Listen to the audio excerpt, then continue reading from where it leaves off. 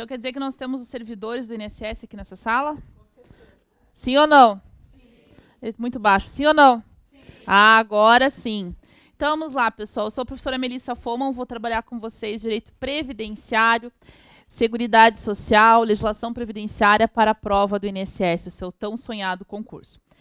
Como é que nós iremos trabalhar a nossa matéria e como é que pensa a Banca CESP? Primeiro momento que vocês têm que ter em mente é, quando vocês estudam para uma Banca CESP, em especial direito previdenciário, vocês irão observar que não interessa só saber a matéria direito previdenciário. Você tem que saber uma coisinha muito importante que chama língua portuguesa e interpretação de texto. Então, o que vocês irão reparar? Todas as nossas aulas, eu vou dar aula durante o período inteiro. Na semana seguinte, quando for começar... Na aula seguinte, perdão. Quando for começar a próxima aula, os primeiros 5 minutos da aula, a gente vai revisar a matéria da aula anterior, certo? Só que saber como é que vai funcionar a revisão? Revisão vai funcionar com resolução de questões. Então, eu não vou resolver, obviamente, várias questões, mas as principais questões da aula que foi ministrado no dia anterior, certo? E vocês irão observar na resolução de questões, tanto essa que vai ser feita ao início das outras aulas, como no curso de resolução de questões, que por vezes você sabe a matéria, mas você perde a questão pelo quê? Interpretação. E o que de interpretação? Ou você errou o sujeito da oração que eles estavam pedindo, ou você errou o verbo, e você pode saber a matéria e errou aquilo, ok? Por isso, não adianta assistir todas as minhas aulas e pular as aulas de português. Ah, é muito chato. É aquilo que faz a diferença para você, ok? Bem, e como estudar? Vocês vão receber um materialzinho do como estudar, mas já vamos falar sobre ele da seguinte forma.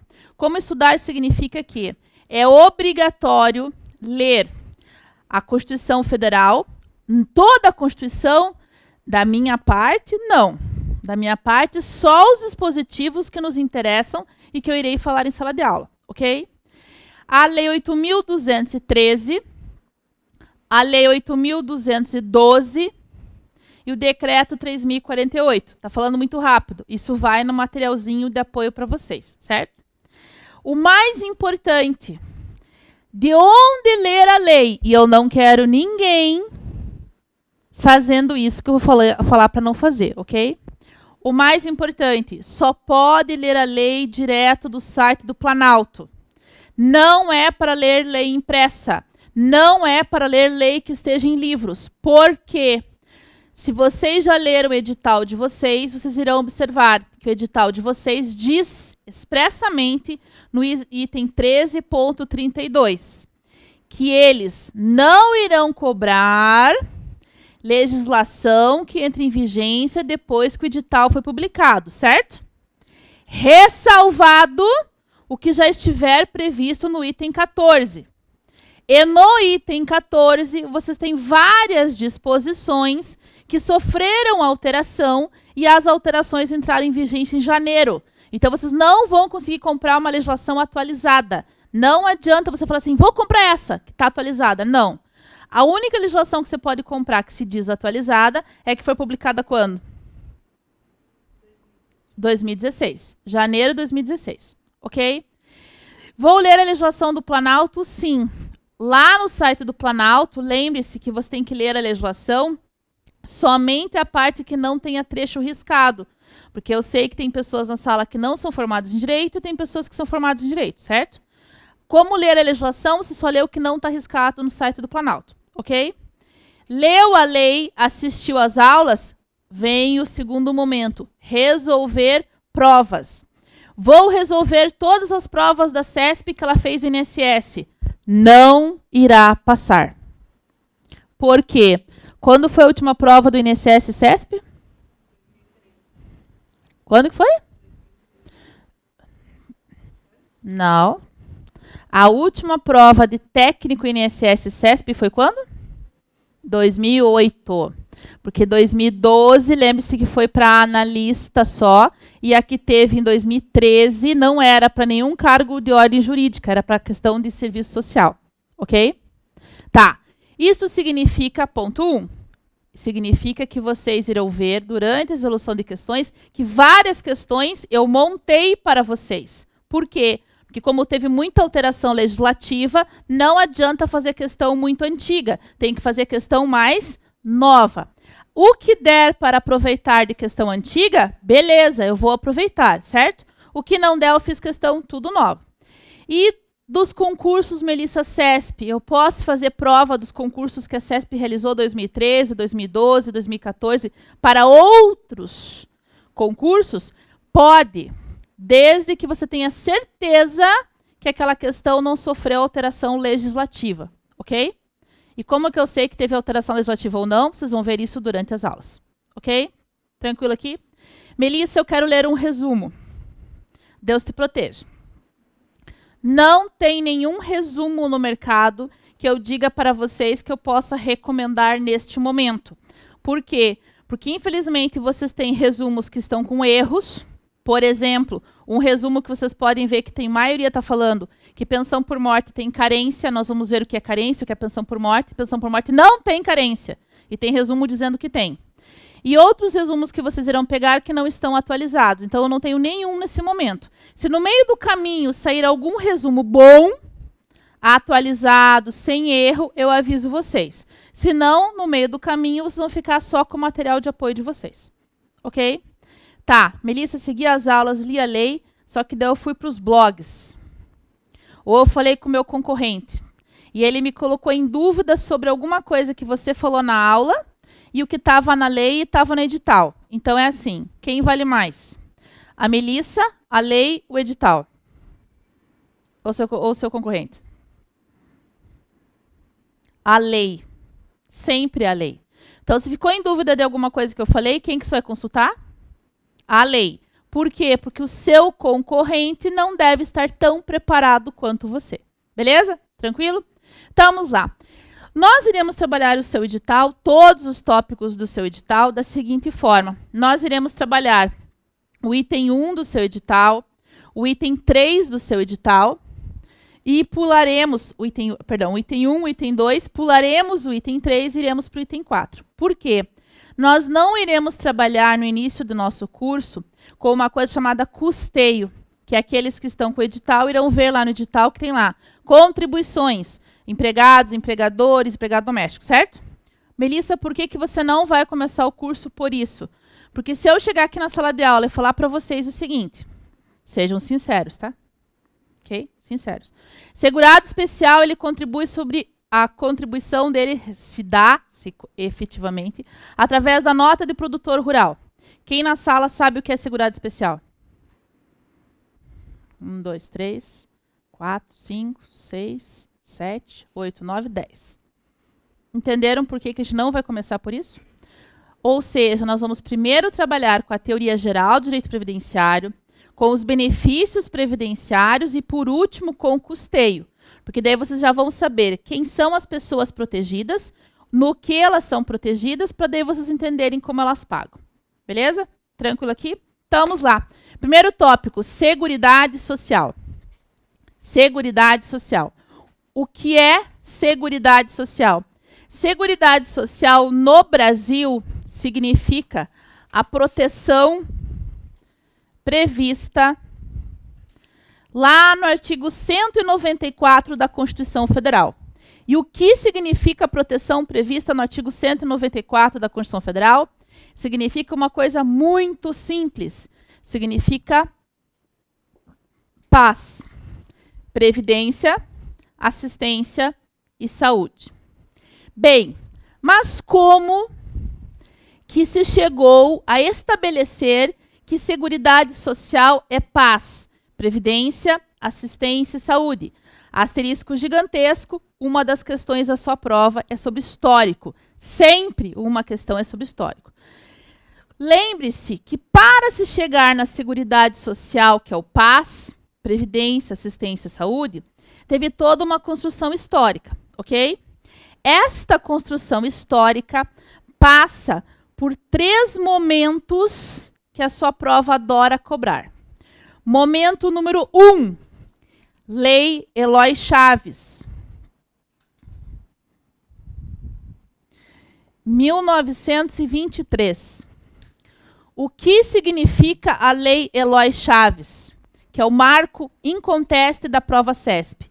Significa que, até a Lei Lois Chaves, entende-se, historicamente, que não podia se falar efetivamente no Brasil em previdência.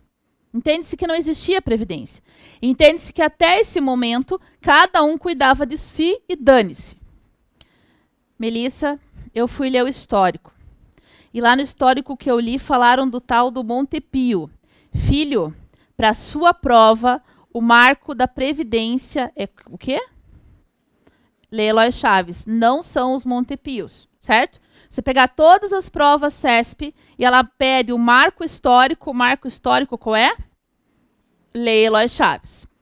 Quando veio a Lei Lois Chaves, o que foi feito ali? Esta lei, na verdade, apesar de se chamar Lei Lois Chaves, ela era, na verdade, um decreto-lei. Melissa, então, por isso que eu peguei uma prova CESP, que a CESP fez ano passado para DPU, e daí eu não acertava a questão, porque lá na questão falava o marco histórico da Previdência Social, denominada Lei Lois Chaves, era, na verdade, um decreto-lei. A questão era certa ou errada? Certa. O que significa isso? Deram o nome Lei Lois Chaves, mas, na verdade, era um decreto-lei. Este decreto-lei, ele instituiu as aposentadorias e pensões dos ferroviários. Então, só aposentadorias e pensões de ferroviários. Então, aquela classe, que era a maior classe de trabalhadores no Brasil, passou a ter previdência, passou a ter um sistema de proteção, certo? Quem gostou da ideia? As outras classes de trabalhadores, comerciários, bancários, professores, todas as outras classes gostaram, certo? Daí o que todas as outras classes fizeram? Começaram então a fazer os ditos IAPIs, Institutos de Aposentadorias e Pensões. Os institutos de aposentadorias e pensões, eles eram para cada classe profissional. Então, você tinha o Instituto de Aposentadoria e Pensão dos ferroviários, você tinha o Instituto de Aposentadoria e Pensão dos comerciários, você tinha o Instituto de Aposentadoria e Pensão dos bancários, e assim você ia fazendo, certo? Muito bem. Questão de prova. Quem mantinha esses institutos de aposentadorias e pensões a partir da Lei Lois Chaves era o Estado? Certo ou errado? Errado. Quem mantinha esses institutos de aposentadorias e pensões eram os empregados e os empregadores e o Estado, mas não só o Estado.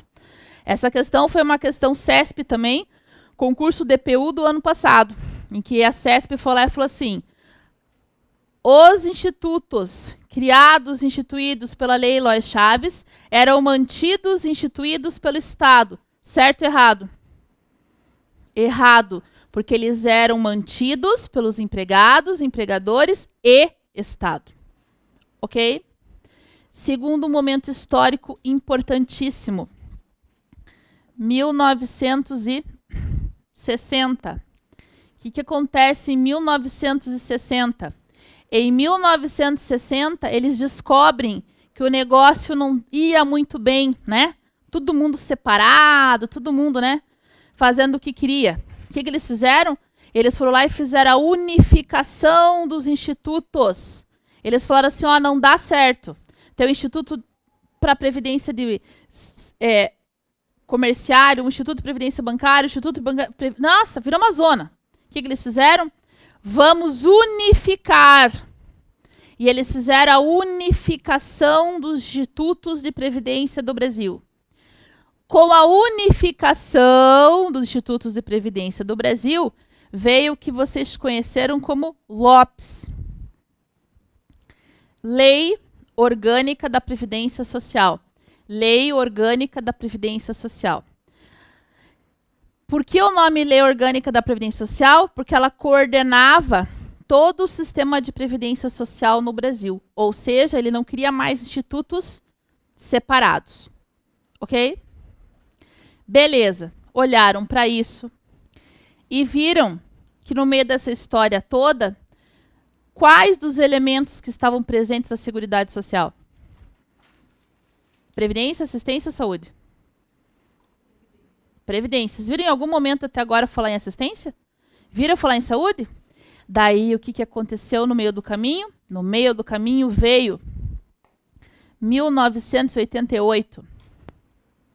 Constituição Federal. A Constituição Federal vai lá e fala assim: não protegerá somente o cidadão na questão previdenciária, mas também na questão de assistência e saúde. E daí veio o conceito de Seguridade Social, que a prova cobra de vocês. A Seguridade Social abrange o que atualmente? Previdência, assistência e saúde. Paz. Ok?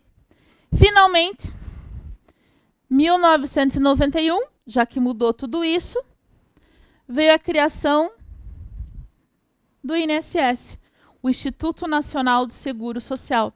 O Instituto Nacional de Seguro Social, que substituiu o que seus avós e até seus pais falam do quê? INPS. Então, em 1991, extingue-se, sai do sistema jurídico brasileiro, o Instituto Nacional de Previdência Social para entrar o Instituto Nacional de Seguro Social.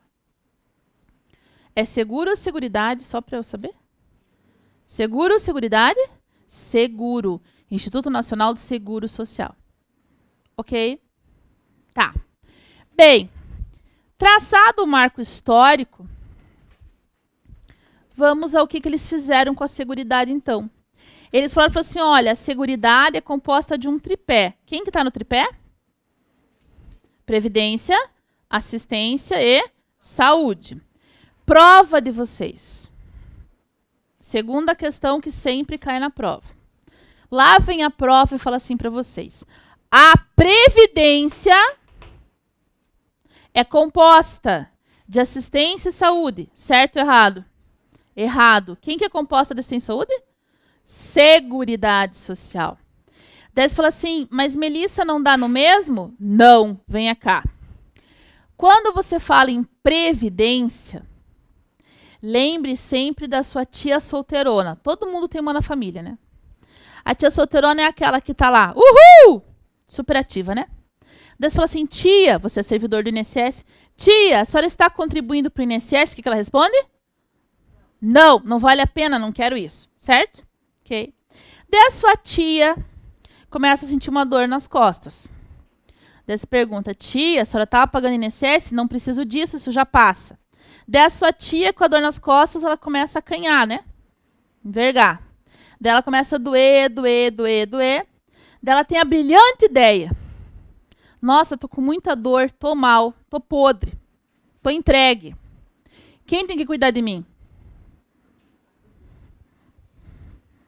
O INSS. Daí vai lá no INSS. Daí chega lá no INSS, é atendida por um de vocês e fala assim, quero me encostar. O que é o encostar? Ela quer se aposentar, ela quer um auxílio-doença, ela quer um benefício, certo? Daí você vira para ela e fala assim, muito bem, minha senhora, quantas contribuições a senhora já fez para o INSS na vida? Resposta? Como? Nenhuma. Daí você vira para ela e fala assim, então, minha senhora, a senhora não fez nenhuma contribuição para a Previdência Social, lamento, a senhora não tem direito a benefício previdenciário. Daí ela vira, fica indignada, quebra a agência, né? INSS tudo quebrado, briga com o servidor, xinga o servidor, chega em casa, pega você que é o sobrinho amado e fala assim, sobrinho amado do meu coração, você que é servidor daquele negócio, me ajude. Daí você vai virar para sua tia e falar assim, tia, a senhora sabe o que significa previdência? Dela, não. É o negócio que tem que me encostar. Não, tia, venha cá. Venha só.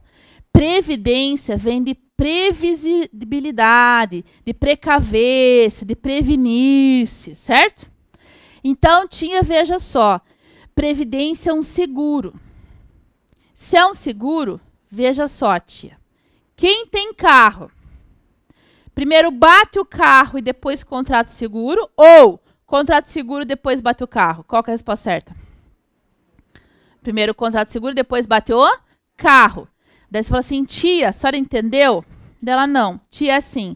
Por que depois que a senhora tá podre, a senhora quer que o INSS lhe aceite, se quando a senhora estava boa, a senhora não pagou o seguro? Daí ela vai entender e nunca mais fala com você. Mas isso é previdência. Ou seja, previdência é contribuiu, tem seguro. Não contribuiu, não tem o quê? Seguro. Por quê? Porque se você for previdente, você trabalhou, você contribuiu. Ou ainda, não trabalhei, mas optei por contribuir. Ou seja, você foi previdente. Logo, previdência pressupõe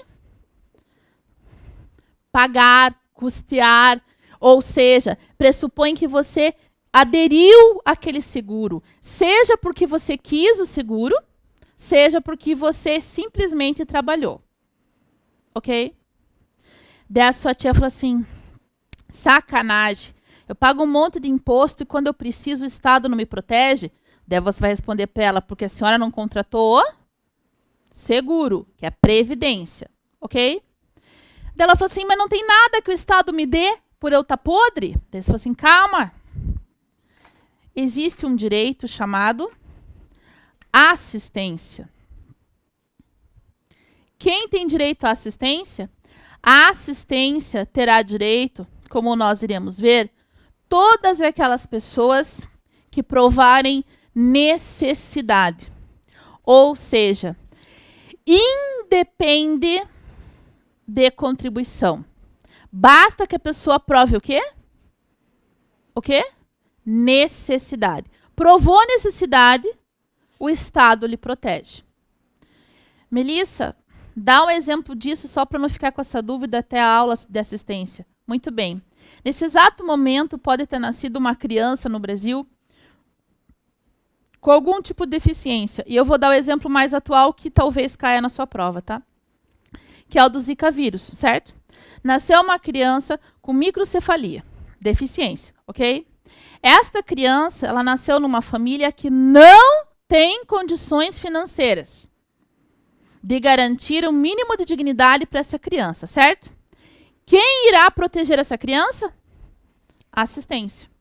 Ou seja, essa criança, em se provando a necessidade, ela irá receber durante pelo menos 2 anos, como nós iremos ver, o benefício assistencial de um salário mínimo. Essa criança, ela contribuiu alguma vez na vida? Não, ela acabou de nascer. Ela nasceu faz 5 minutos. Certo? 5 minutos.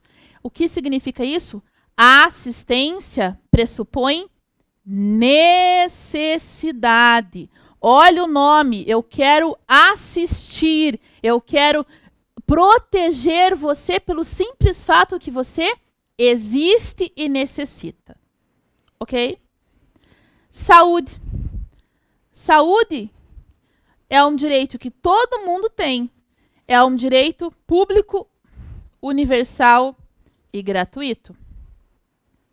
E por que você tem esse direito? Porque você respira.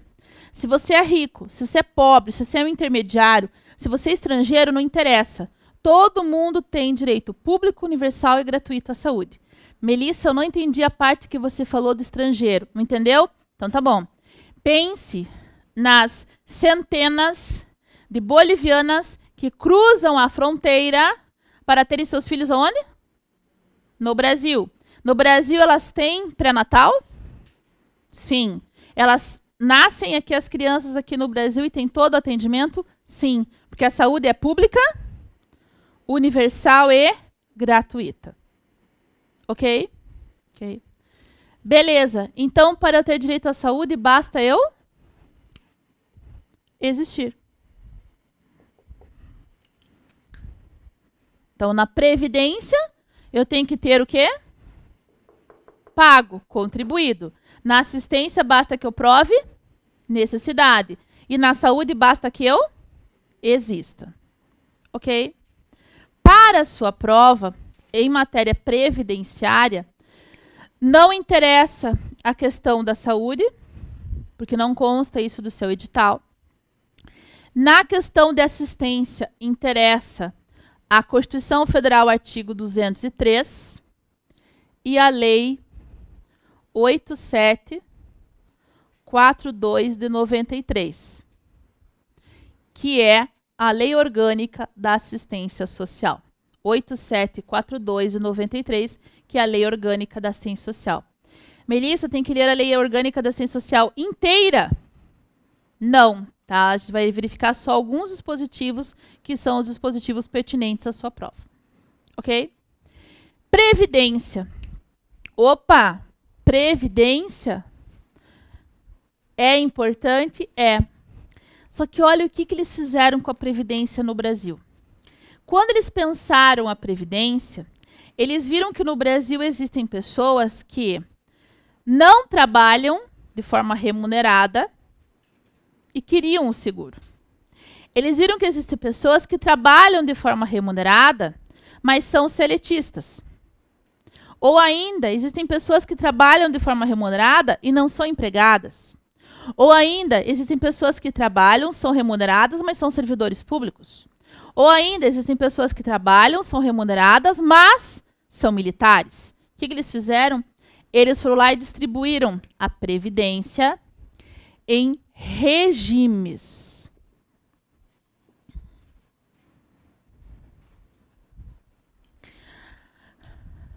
A distribuição da Previdência em regimes, essa distribuição que eu irei passar a vocês, é a distribuição mais comum de ser utilizada, certo? Não significa, cuidado com isso, que seja a única a ser utilizada. Porque varia de autor para autor, varia de pensador para pensador, certo? Mas a sua prova tem adotado a seguinte distribuição. Regimes.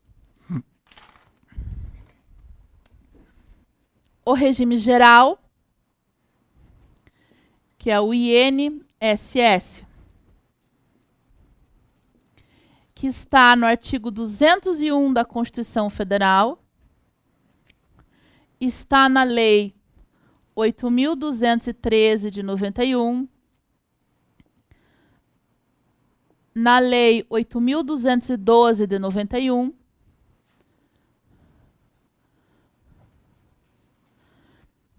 no Decreto 3.048 de 99,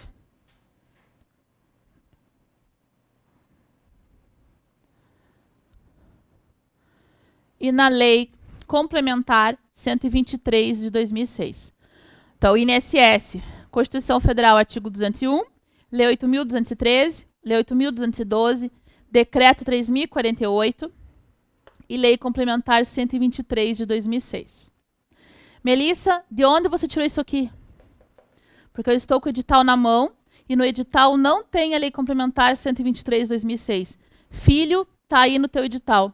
Vai lá no edital, naquele tópico que eles dizem assim, plano de inclusão previdenciária. O plano de inclusão previdenciária que vocês têm está na Lei Complementar 123 de 2006. Por isso, ele está, sim, no seu edital e você tem que tomar cuidado com isso. O que eles fizeram? Ao invés de colocar o número da lei, eles colocaram o quê? O nome daquilo. Daí, se você não sabe qual é a lei que se reporta a isso, você acaba falando que essa lei não pertence à sua prova. E pertence, sim. Ok? Regime próprio. O regime próprio, ele está distribuído em regime próprio dos servidores públicos e regime próprio dos militares. O regime próprio dos servidores públicos está no artigo 40 da Constituição Federal. E o regime próprio dos militares, ele tem disposições do artigo 40, que serão aplicáveis, e do artigo 41.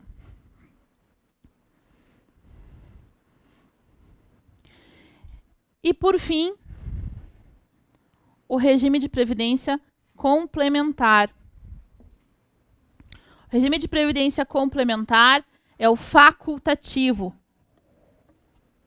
É aquele que vocês aderem se e quando vocês quiserem. Ou seja, Pensem naquele regime que vocês escolhem contratar num banco, que vocês escolhem contratar na empresa de vocês. Então, vocês têm o INSS e optam por mais um regime.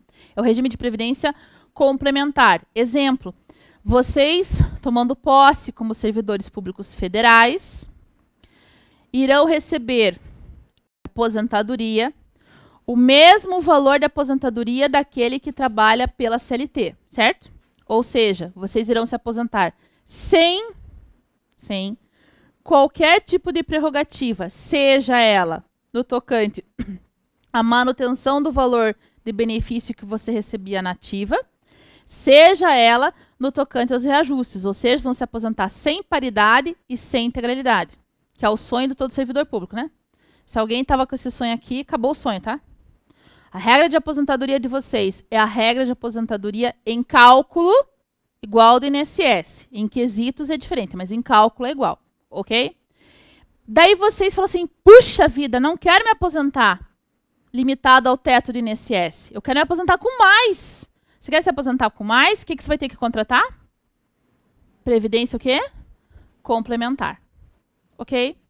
A Previdência Complementar está para vocês na Constituição Federal, artigo 202, e a regulamentação está nas leis complementares 108 e 109 de 2001.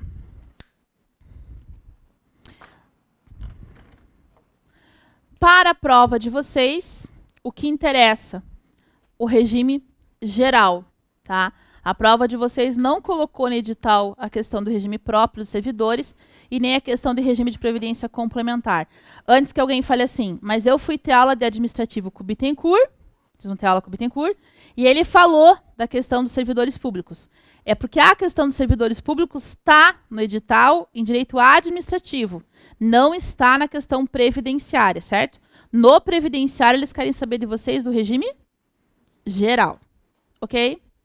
Regime geral é aquele que vai congregar quem? Como que ele vai funcionar? É o que nós iremos estudar durante as aulas, ok? Tá. Só que quando eles pensaram o sistema de seguridade social, e eles pensaram em paz, previdência, assistência e saúde, eles pensaram assim, peraí, será que isso vai funcionar do jeito que cada um quiser? Não. Eles foram lá e estabeleceram princípios. Eles estabeleceram normas orientadoras. Ou seja, eles foram lá e falaram assim, legislador, quando você for criar um benefício, quando você for dizer alguma coisa sobre previdência, sobre assistência, sobre saúde, você tem que seguir normas básicas da Constituição Federal. Então, nós temos o próximo tópico do seu edital, dentro de Seguridade, que são os princípios da Seguridade. Princípios da Seguridade. Os princípios da Seguridade estão distribuídos em princípios explícitos, ou seja, aqueles que você abre a Constituição e sabe que estão lá, e princípios implícitos, aqueles que estão espalhados pela Constituição, certo? Princípios explícitos. Asterisco de 50 folhas. Não existe prova sem princípio explícito, não tem, tá? Eles podem até pular os implícitos, mas os explícitos não. Melissa, vocês cobram todos os princípios explícitos? Não, eu vou falar quais são os mais importantes, certo? Só que o mais importante aqui é, vocês vão pegar a aula de hoje e irão estudar, certo? Ok? Vocês vão estudar quais artigos de Seguridade Social? Artigo 194, ok? Quando vocês abrirem o artigo 194, vocês vão procurar a palavra princípio. Adivinha se vocês vão achar? Não. Sabe qual palavra que vocês vão achar na Constituição? Objetivos. O que significa isso? Significa que ou a prova usa para vocês a palavra princípios, ou a prova irá usar para vocês qual palavra? Objetivos, certo? Tanto faz se ela falar princípios ou objetivos, ela está falando da mesma coisa, ok? Ok? Tá. Por que eu já falo isso? Pegarem prova CESP, todas as provas que a CESP usa a palavra objetivos, perdão, as pessoas acabam recorrendo, falando que aquilo na verdade é o quê? Princípio. Qual desses recursos é provido?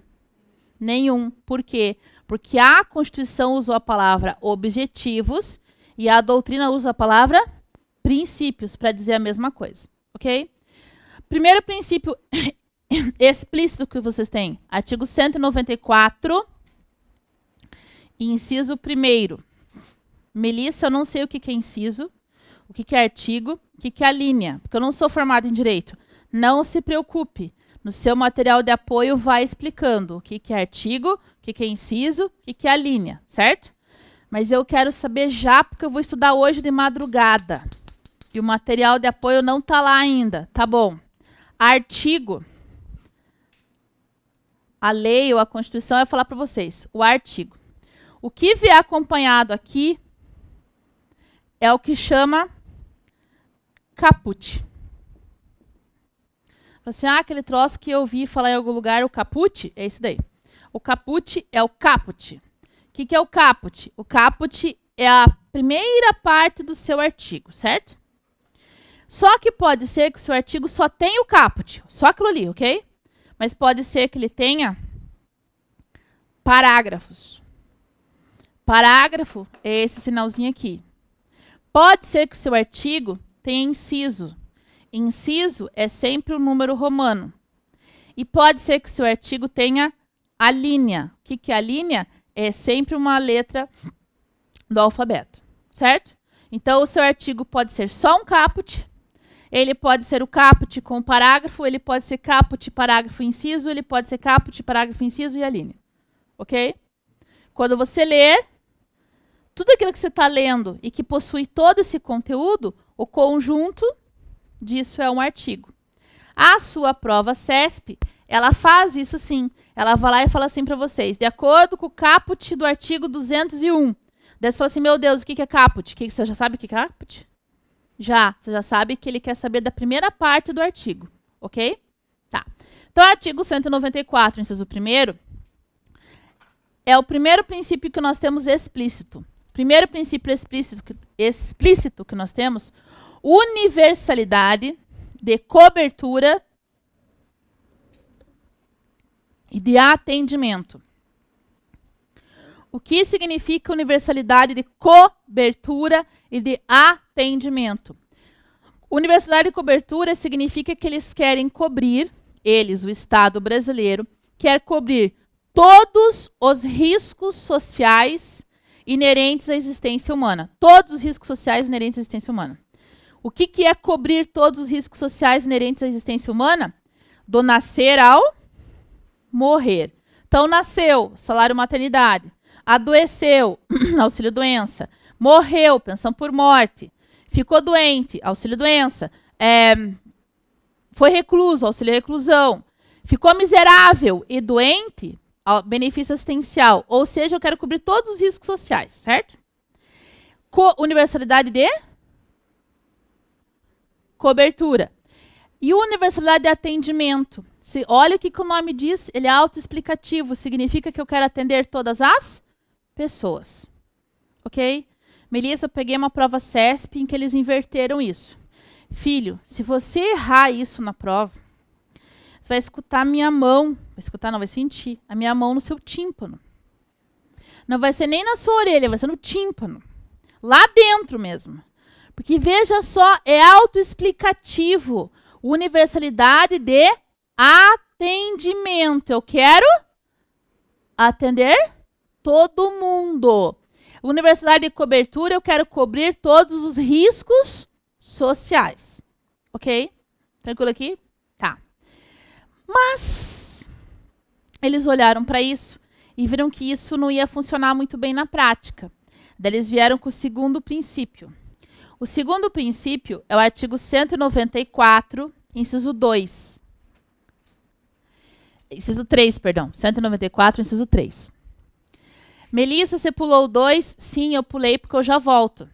Tá? 194, inciso 3. Qual é o segundo princípio? Aquele princípio que está no artigo 194, inciso 3. O princípio da seletividade e da distributividade. Seletividade e distributividade. Vamos lá. O que é seletividade? O legislador falou que ele ia cobrir todos os riscos sociais, certo? O que é o princípio da seletividade? Significa que ele irá selecionar os riscos cobertos. Melissa, como assim? Por exemplo, alguém aqui já brigou com o namorado? Com certeza, né? Normal. Tá. Vocês viram ou pensaram em ir lá no INSS para ver se o INSS iria protegê-los porque você brigou com o namorado? Não. É um risco social relevante? Não, só se você apanhou do namorado, né? Daí é outra coisa. Mas é um risco social relevante? Não. Não. Eu brinquei com meu namorado, engravidei. Opa! É um risco social relevante para fins previdenciários? É, porque vai nascer o bebê, você vai se afastar das suas atividades. Opa! Então significa que o risco social brigar com o namorado foi selecionado? Não. O risco social gravidez foi selecionado? Foi. Ok? Melissa, eu vi uma prova em que a prova falou assim, que um princípio eliminava o outro. A questão era certa ou errada? Errada. Os princípios, eles complementam um ao outro, eles não eliminam. Então, existe universalidade de cobertura e de atendimento. Por quê? Porque eu tenho paz, previdência, assistência e saúde. Só que quando eu vou aplicar a universalidade, o que eu faço? Eu seleciono os riscos cobertos, senão eu quebro. Ok? Seletividade, beleza? Distributividade. O que é isso? Depois que você elegeu os riscos cobertos, você irá eleger quais são os critérios, os requisitos para que alguém chegue naquele benefício. Então, quais são os critérios? Quais são os requisitos para que a pessoa chegue no benefício? Ou seja, distributividade. Será que todo mundo vai chegar lá? Não. Não. Quer ver como nem todo mundo vai chegar lá? A tia solteirona, que nunca pagou previdência, ela vai chegar lá?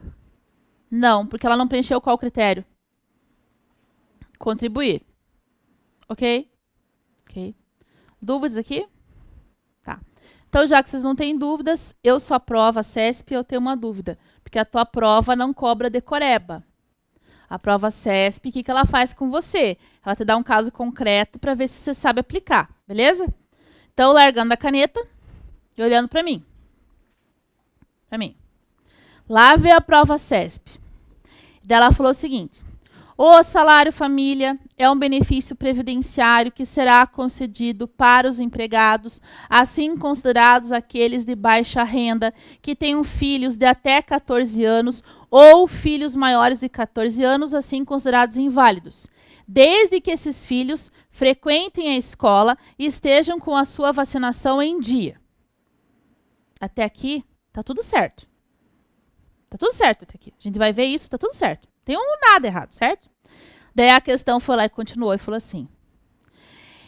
Esta afirmação, que eu acabei de fazer, esta afirmação, significa que no benefício de salário família, foi eleita a proteção à família. Princípio da seletividade. Até aqui, ok. E com relação ao que foi indicado para os empregados, ou seja, tudo aquilo que eu falei do empregado, para receber o salário família, entende-se que ali houve aplicação do princípio da universalidade de atendimento. Certo ou errado? Errado. Qual foi o princípio? Distributividade. Por quê? Porque quando você for lá e falou que tem que ser empregado, o filho tem que ser de até quantos anos? 14 anos. Ou maior de 14 anos, mas inválido. E ainda que aquela pessoa tem que ter carteira de vacinação, está frequentando a escola, ele não está te colocando os critérios? Que princípio é esse? Distributividade. Ok? Ok. Então, por isso, não pense que o princípio na prova CESP é algo abstrato, ele é algo concreto. Eles se dão um caso, te afirmam tudo certinho, eles querem saber qual princípio está sendo utilizado. Se indicou os critérios, que princípio é? Seletividade. Não falou nada, só falou qual é o benefício, que princípio é? Se indicou os critérios, é distributividade. Não falou os critérios, só falou qual é o benefício. Que princípio é? Só falou qual é o benefício. Que benefício é? Princípio? Seletividade. Se eu te digo o benefício, é porque eu elegi o risco social, ok? Não falei o benefício, não falei os critérios, estou falando de qual princípio? Universalidade, ok? Terceiro princípio. Artigo 194, inciso 2. Uniformidade e equivalência. Uniformidade e equivalência dos benefícios e serviços para as populações urbanas e rurais.